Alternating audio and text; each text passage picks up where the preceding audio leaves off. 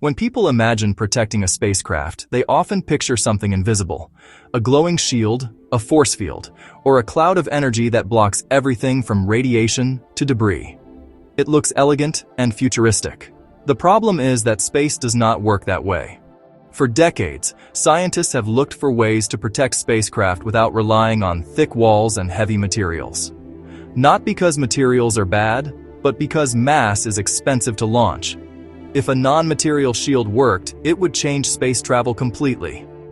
So the question is simple: what can actually work and what still belongs in science fiction? Let's start with magnetic shielding.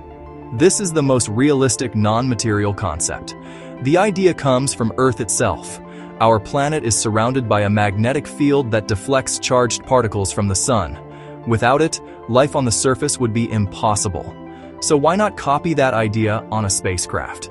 In principle, magnetic fields can deflect charged particles. In practice, the problem is scale.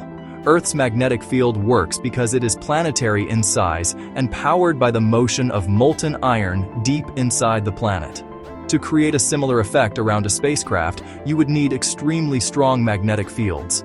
Those fields would require enormous amounts of energy, heavy superconducting systems, and rigid structures to keep everything stable. Even then, the protection would be limited. Magnetic fields do nothing against neutral radiation and struggle against the highest energy cosmic rays. Electric or electrostatic shielding has also been explored. Instead of magnets, this approach uses electric fields to repel charged particles. It sounds simpler, but it fails even faster.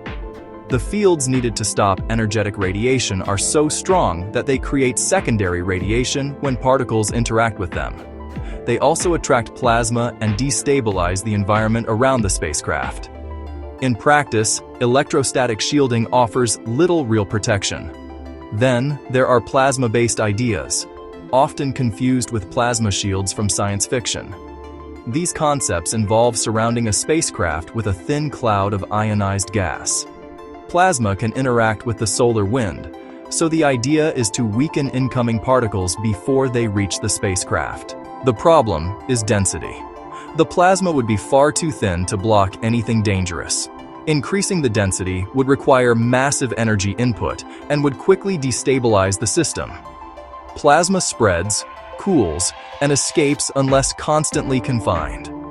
Some research focuses on artificial magnetospheres. This combines magnetic fields and plasma to create a small protective bubble around a spacecraft or habitat. On paper, this might reduce exposure to low-energy solar particles.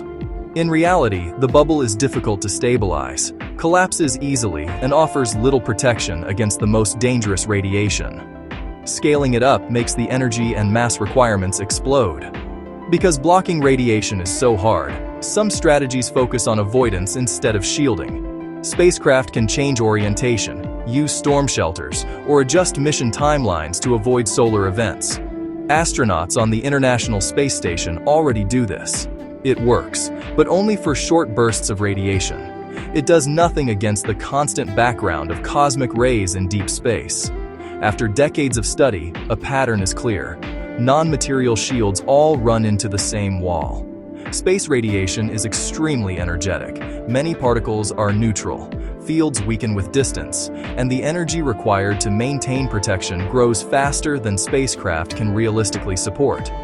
This is why real spacecraft still rely on physical shielding. Layers of material absorb energy. Whipple shields break up debris. Electronics are hardened to survive damage. Mission planners accept that some exposure is unavoidable and design systems to tolerate it. It is not elegant, but it works. The important takeaway is not that non-material shielding is useless. Magnetic fields and plasma concepts may one day assist in specific, limited roles. But they cannot replace material protection, not with current physics, and not with near-term technology. For now, and likely for a long time, there are no force fields in space. Protection comes from mass, materials, and careful engineering. Sometimes the future looks less like science fiction and more like accepting the rules of reality and working within them.